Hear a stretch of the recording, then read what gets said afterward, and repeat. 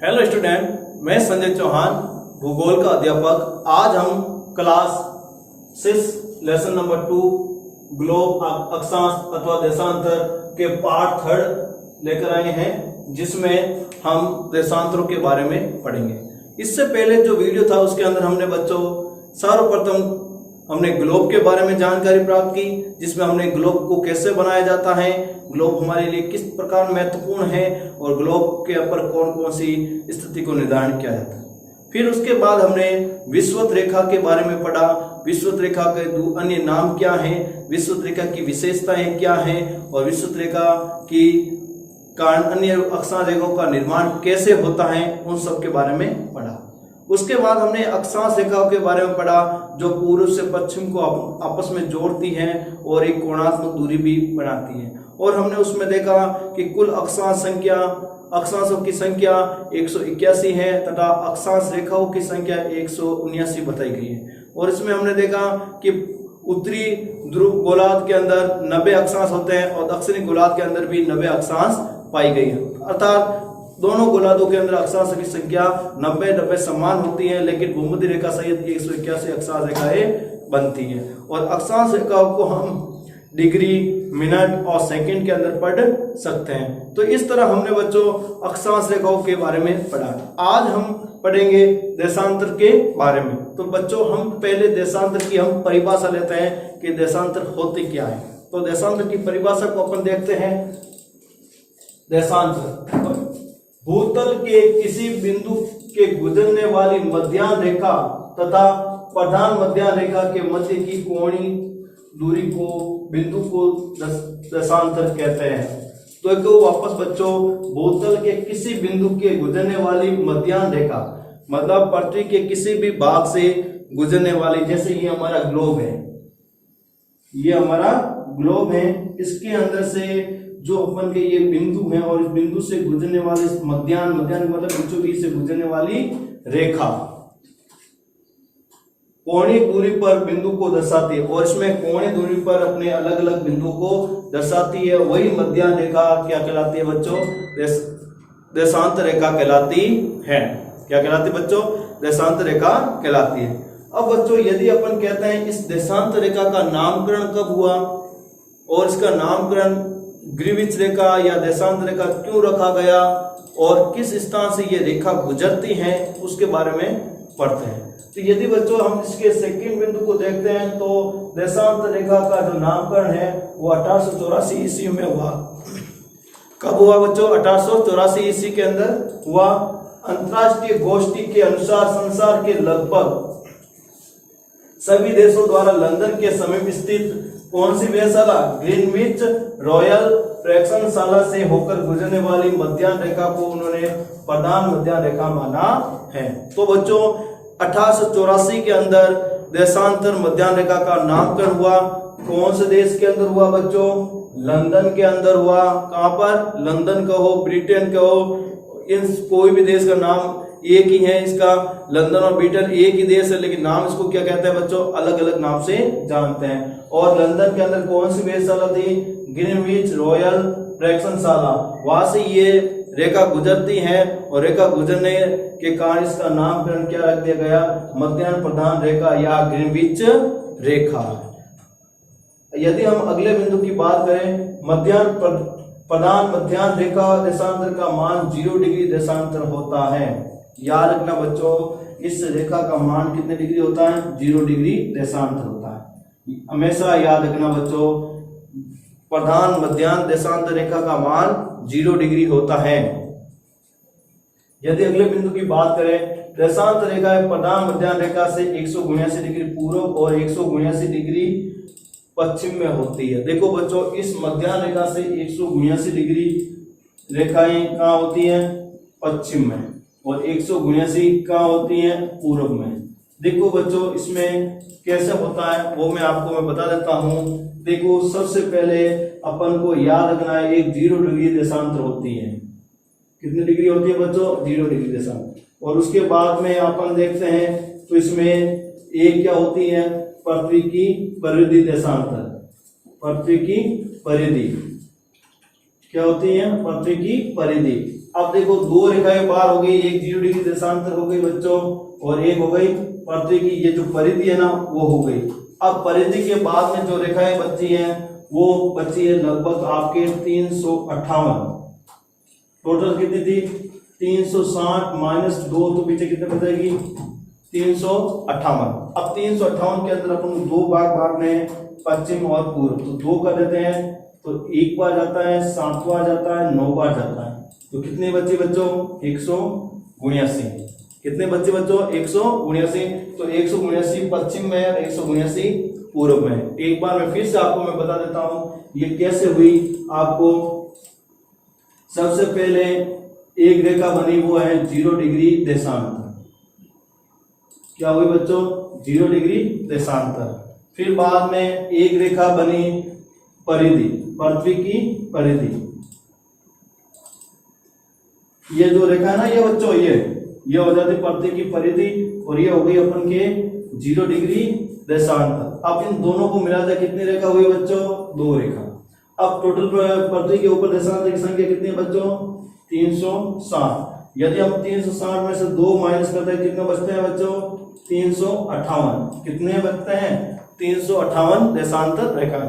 अब आपको पश्चिम के लिए पूर्व के लिए आधी आधी रेखाएं बनानी, कितनी पश्चिम और पूर्व के लिए, तो 2 रेखाएं होती हैं, पश्चिम और पूर्व 2 भाग हुए, तो 358 बटा 2 भाग, तो कितने होंगे 179। कैसे 3 में 2 का 1 बार जाएगा, और 1 बचे तो 15 में से 2 का 7 बार जाएगा, 1 बचे 18 में 2 का 9 बार जाएगा, तो कितने देशांतर हो गए बच्चों 179 देशांतर। इस तरह बच्चों हमारे पृथ्वी के ऊपर पश्चिम की तरफ और पूर्व की तरफ दोनों तरफ देखते हैं तो 179 देशांतर रेखाएं स्थित हैं। तो अब आपको मालूम हो गया होगा कि पश्चिम और पूर्व में कितने देशांतर हैं, और मैंने आपको पूरा सॉल्यूशन के माध्यम से हल करके बता दिया किस तरह 179 होती हैं। अगले बिंदु को बात करते हैं। तो बच्चों देखिए ग्लोब पर देशांतर वाले स्थानों को मिलाने वाले काल्पनिक रेखाएं देशांतर रेखा या यामोत्तर रेखा कहलाती है। देखो बच्चों ग्लोब के ऊपर ये जो रेखाएं आपस में मिलती हैं इस तरह, ये सारी जो रेखाएं होती हैं वो देशांतर रेखाएं या यामोत्तर रेखाओं के नाम से जानी जाती है। ये सारी रेखाएं क्या कहलाती है बच्चों देशांतर रेखाएं या यामोत्तर रेखा के नाम से जानते हैं। तो आपको बच्चों पता चल गया कितनी देशांतर है, इस रेखा को देशांतर भी कहते हैं और यामोत्तर भी कहते हैं। अगले बिंदु की बात करें तो इन देशांतर रेखाओं के सिरे उत्तरी और दक्षिणी ध्रुव पर मिलते हैं। और यदि आपको इस चित्र को भी देख लो बच्चों, इनके जो देशांतर के जो सिरे हैं वो दोनों कहाँ मिल रहे हैं उत्तरी ध्रुव पर और दक्षिणी ध्रुव पर। यह उत्तरी ध्रुव और यह हो गया अपन का दक्षिणी ध्रुव। तो याद रखना बच्चों देशांतर रेखाओं के जो सिरे हैं वो उत्तरी ध्रुव और दक्षिणी ध्रुव पर ही मिलते हैं। आपने मैग्नेटिक पावर आपने पढ़ाई होगा बच्चों, चुंबक होती है, चुंबक के भी अपन देखते हैं जो चुंबकीय क्षेत्र होते हैं वो नॉर्थ और साउथ पर ही मिलते हैं। चुंबकीय ध्रुव के ऊपर इस नॉर्थ और साउथ के ऊपर ही इस तरह ये आपस में मिलते हैं। उसी प्रकार पृथ्वी पर भी जो देशांतर होते हैं वो उत्तरी ध्रुव और दक्षिण ध्रुव पर आपस में मिलते हैं। तो अपन को ये याद रखना है कि चुंबकीय क्षेत्र की तरह इसमें हमारे अक्षांश रेखाएं देशांतर रेखाएं भी उत्तरी ध्रुव और दक्षिण ध्रुव पर ही मिलती हैं। हम बच्चों अगले बिंदु की बात करें, सभी देशांतर रेखाओं की लंबाई बराबर होती है। जो सभी जो देशांतर रेखाएं ये देखो बच्चों ये सारी की सारी जो देशांतर है ना इनकी जो लंबाई होती है वो लगभग क्या होती है समान होती है, लंबाई समान होती है। हमने क्या देखो हमने अक्षांश पढ़ा था बच्चों, अक्षांश में क्या होता है कि लंबाई सभी अक्षांशों की समान नहीं होती है लेकिन बीच की दूरी क्या होती है समान होती है। लेकिन देशांतर में उल्टा है, लंबाई समान होती है लेकिन के बीच की दूरी समान नहीं होती। और हमने क्या पढ़ा था बच्चों, अक्षांश रेखा भूमध्य रेखा से दूर की तरफ जाएंगे तो उसकी लंबाई कम होगी और दूर से यदि भूमध्य रेखा की तरफ आएंगे तो इसकी लंबाई बढ़ेगी। लेकिन ऐसी बात हमारे देशांतर रेखाओं में नहीं होती है बच्चों। देशांतर रेखा की जो लंबाई है जो 0 डिग्री देशांतर की है उतनी हमारे अन्य देशांतर रेखाओं की लंबाई भी पाई जाती है। अब बच्चों हम अगले बिंदु की बात करें तो इसमें देखेंगे कि 1 डिग्री में अंतर पर दो क्रमिक देशांतर रेखाओं के बीच की सर्वाधिक दूरी 111.32 भूमध्य रेखा पर होती है। यदि बच्चों हम इस पर यदि अपन देखते हैं तो ये जो हमारी ग्लोब है, ये हमारा जो ग्लोब है और ये हमारा जो रेखा है, ये वही देशांतर रेखा है। क्या हुई बच्चों? देशांतर रेखा है। ये सारी हम अपन पहले बना रहे हैं बच्चों देशांतर रेखा, और ये हमारे हो गई भूमध्य रेखा। और इसमें क्या कह रहे हैं कि 1 डिग्री के अंतर पर दो क्रमिक देशांतर, ये सारे जो मान लो ये जो देशांतर है ना, ये बच्चों सारी 1 डिग्री के अंतर पर आपके मैंने बनाई है। तो 1 डिग्री के अंतर पर दो देशांतर रेखाओं की बीच की सर्वाधिक दूरी, मतलब सबसे ज्यादा जो दूरी है वो कितनी है? 111.32 किलोमीटर। कितनी है? 111.32 किलोमीटर। वो भी कौन सी रेखा पर स्थित है? भूमध्य रेखा पर। इस रेखा के ऊपर इससे की जो देशांतर की जो बीच में जो दूरी होती है वो कितनी होती है? 111.32। लेकिन जैसे ही बच्चों भूमध्य रेखा से दूर की तरफ जाएंगे, भूमध्य रेखा से दूर की तरफ जाएंगे तो इन देशांतरों के बीच की जो दूरी है वो कम होती जाती है। जिस प्रकार हमने पढ़ा था अक्षांश में इसकी लंबाई कम होती है, लेकिन देशांतर में क्या होती है? दूरी कम। एक बार मैं आपसे फिर से रिपीट करके बता देता हूं बच्चों किस तरह ये आपस में होते हैं। इसमें अपन देखते हैं, जैसे अपन ये ले रहे हैं अक्षांश, ये अक्षांशों की बात हो रही है। किसकी बात हो रही है बच्चों? अक्षांशों की। ये हो गई हमारे 0 डिग्री, ये 23.5 डिग्री, ये 67.5 डिग्री और ये 0 डिग्री। ये भी अपन के 23.5 डिग्री बच्चों, ये 67.5 डिग्री और ये अपन के 0 डिग्री। अब देखो इसमें दोनों में अंतर समझा रहा हूं। देखो इसमें क्या कह रहे हैं कि भूमध्य रेखा से दूर की तरफ जाने पर अक्षांश रेखाओं की लंबाई कम होती है। क्या होती है? लंबाई अक्षांश की क्या होती है? कम होती है। लेकिन देशांतर में क्या होता है बच्चों? भूमध्य रेखा से दूर की तरफ जाने पर देशांतर रेखाओं की लंबाई समान रहती है, बराबर रहती है, कम ज्यादा नहीं होती है। यदि अपन दूसरा क्वेश्चन देखें, भूमध्य रेखा से दूर की तरफ जाने पर जो अक्षांशों के बीच की दूरी क्या रहती है? हमेशा समान रहती है। भूमध्य रेखा से दूर की तरफ जाने पर दो अक्षांशों के बीच की दूरी हमेशा समान रहती है। यहाँ पर इसका उल्टा है, भूमध्य रेखा से दूर की तरफ जाने से दो देशांतरों के बीच की दूरी हमेशा कम होती जाती है। क्या होती जाती है? कम होती जाती है। क्यों? कि भूमध्य रेखा से पृथ्वी चौड़ी है और दूर पर जाकर मिलने से इसके बीच की दूरी क्या हो जाती है?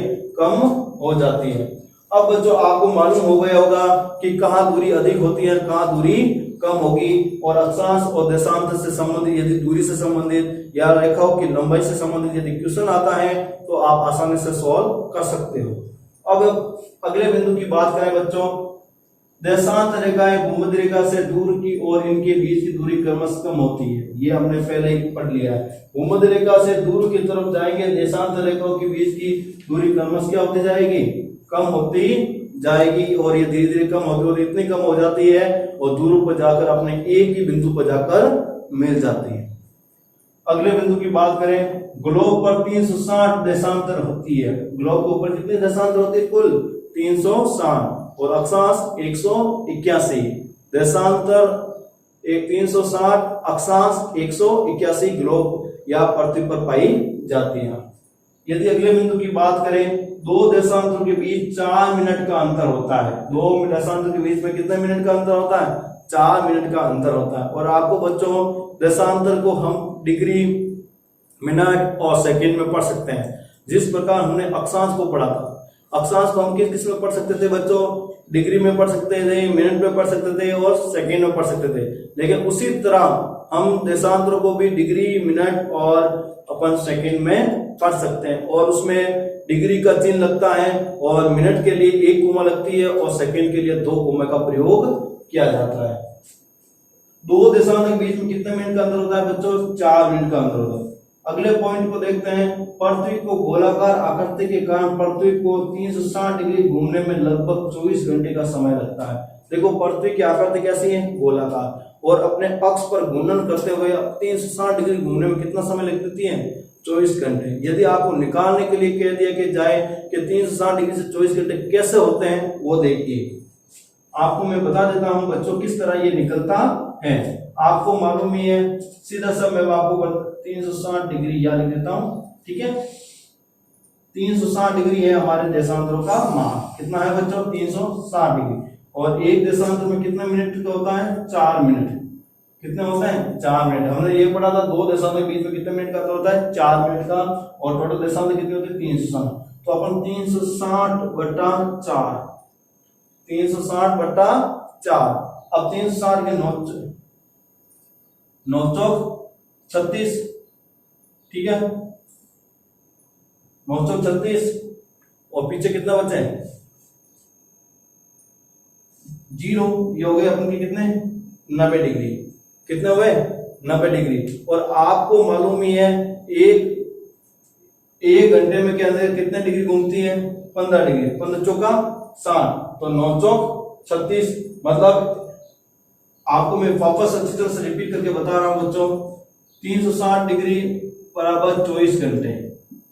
360 डिग्री बराबर 24 घंटे।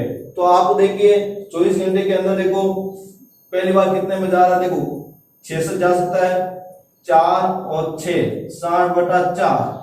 और फिर अपने 4 से जा सकता है 1 और 5। मतलब 1 घंटे के अंदर कितने डिग्री हुआ? 15 डिग्री। 1 घंटे के अंदर कितना हुआ?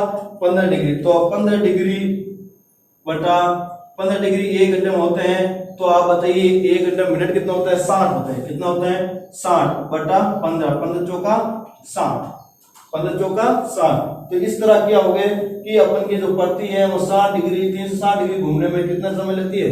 24 घंटे लेती है। एक बार फिर से मैं आपको रिपीट करके पूरा अच्छी तरह से वापस बता रहा हूं बच्चों, अच्छी तरह से समझना, क्योंकि ये अति महत्वपूर्ण क्वेश्चन है। 360 डिग्री है और पृथ्वी को घूमने में कितना समय लेती है? 24 घंटे। तो 1 घंटे में कितने डिग्री घुमाएगी? तो 360/24। तो कितने हो जाएंगे? 15 डिग्री हो जाएंगे। कितना हो जाएंगे? 15 डिग्री। तो 1 मिनट, 1 डिग्री घूमने में कितना मिनट लेगी? तो 60। 1 घंटे में कितने मिनट होते हैं? 60 होते हैं। और 1 घंटे में कितने डिग्री घूमती है? 15। तो कितने बार हो जाएगी? 4। तो 1 डिग्री में कितने बार घूमती है? 4। 1 डिग्री में कितने मिनट होते हैं बच्चों? 4 मिनट होते हैं। और 60/15 बराबर 4 मिनट। तो वापस 360 डिग्री के अंदर 24 का भाग दिया है 15 डिग्री। 1 घंटे में कितनी हुई? 15 डिग्री। तो 1 घंटे में मिनट कितने हुए बच्चों? 60 मिनट। और 60/15 हुआ तो कितना हुआ? 4 मिनट। कितना हुए? 4 मिनट। मतलब 1 डिग्री बराबर 4 मिनट होते हैं। इस तरह बच्चों हम किसी भी समय का निर्धारण भी इससे कर सकते हैं। तो बच्चों आज हमने देशांतर के बारे में पढ़ा। और आपको मालूम ही है सूर्य उदय देशांतर के अनुसार देखा जाए तो पूर्व में होता है और अस्त हमेशा पश्चिम में होता है। इस तरह हमने बच्चों आज हमने पूर्ण रूप से देशांतर और देशांतर रेखाओं के बारे में जानकारी प्राप्त की है। और नेक्स्ट वीडियो के अंदर हम देखेंगे कि हमारे जो जलवायु कटिबंध कैसे हैं, और इसके अलावा हमारे अंतर्राष्ट्रीय रेखा क्या है, और इसके अलावा हम समय का निर्धारण कैसे करते हैं, उन सब के बारे में हम अध्ययन करेंगे। धन्यवाद।